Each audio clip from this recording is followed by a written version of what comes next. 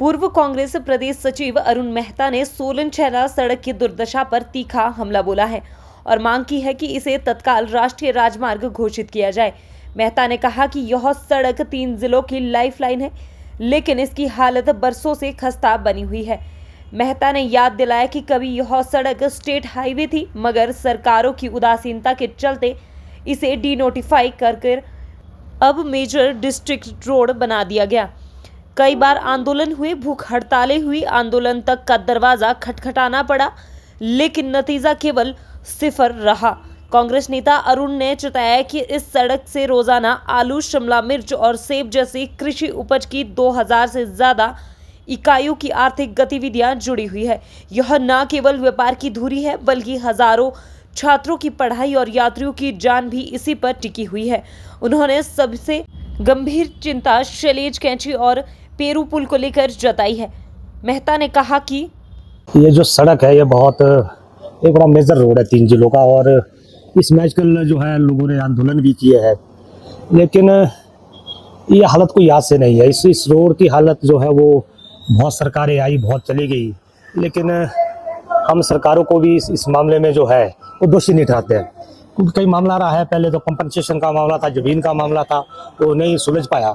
लेकिन अब जो है, क्योंकि आंदोलन लोग कर रहे हैं और मैं भी उस आंदोलन का एक हिस्सा हूँ, लेकिन तत्काल मुझे नहीं लगता है कुछ होने वाला है।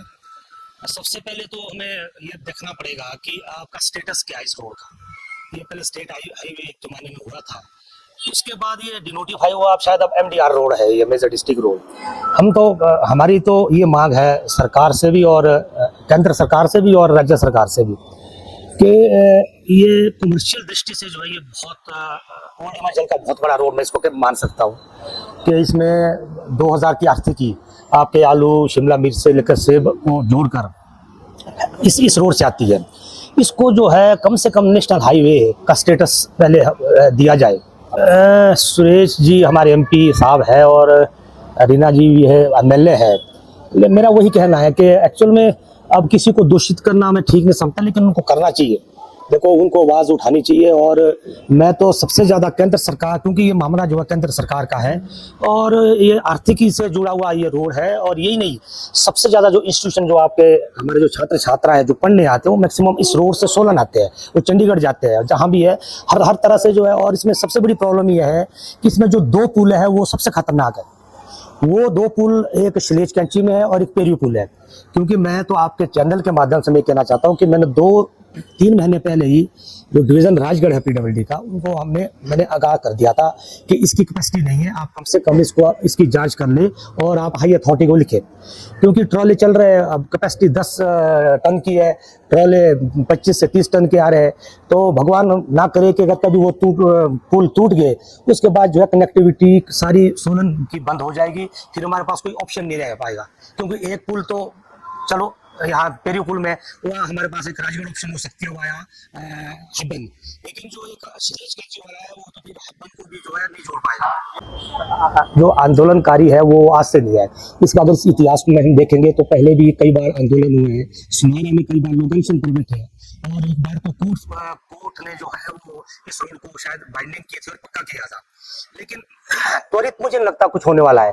हम सब लोगों को राजनीति से ऊपर उठकर हम सब लोगों को जो है इस रोड के लिए जो है वो हमें सोचना पड़ेगा। कम से कम मेरा कहने का मतलब ये कि एक बार इसका स्टेटस जो है फिक्स होना चाहिए।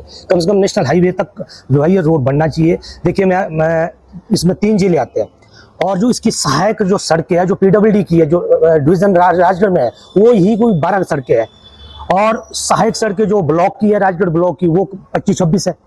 और ये रोड सूरधार को सबसे ज्यादा कनेक्ट करता है और सबसे नजदीक है। इस रोड से ये श्रद्धालु जाते हैं, और ये रोड जो है जौसर बाबर को भी निकलता है, इधर शिलाई भी जाता है, और आपका हरिपुर धार से नेरवा जाता है, और उधर से रोनाट होकर जो है दूसरी स्टेट को भी जो है कनेक्ट करता है।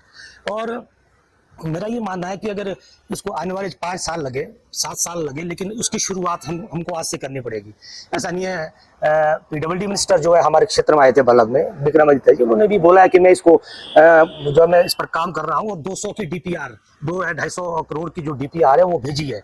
अब वो कब तक मंजूर होकर आती है, अब बात पैसे की नहीं है। मेरा कहना मतलब है कि पहले स्टेटस जो है सड़क का हमको बढ़ाना पड़ेगा। जब स्टेटस बढ़ेगा उस हिसाब से ही बजट आएगा, जो जहाँ तक मेरी जानकारी है।